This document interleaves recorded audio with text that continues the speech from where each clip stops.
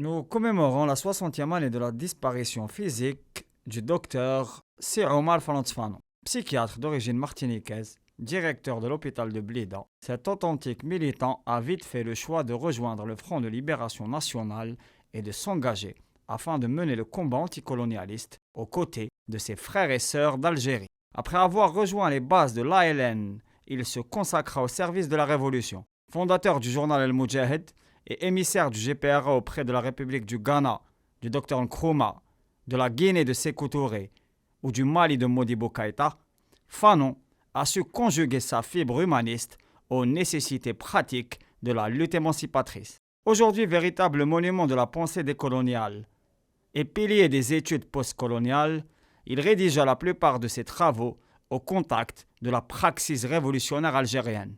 Mon père est un homme de rupture.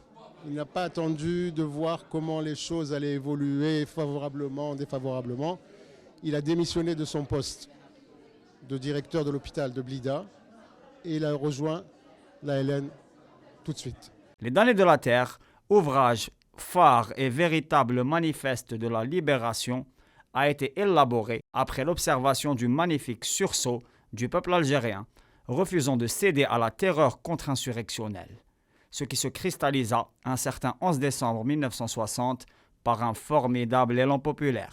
Dans l'an 5 de la révolution algérienne, il exprime au monde entier le bon fait par la paysannerie, par les femmes et par l'avant-garde du peuple algérien, face à la machine répressive coloniale.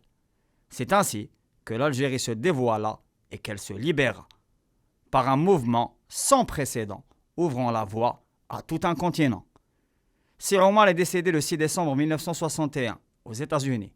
Il exprima sa volonté d'être enterré sur la terre qu'il avait choisie. Sa dépouille mortuaire fut portée à dos d'homme par ses frères d'armes. Après avoir traversé la frontière tunisienne, il a été inhumé au cimetière de Ain el-Kalma dans l'Est algérien.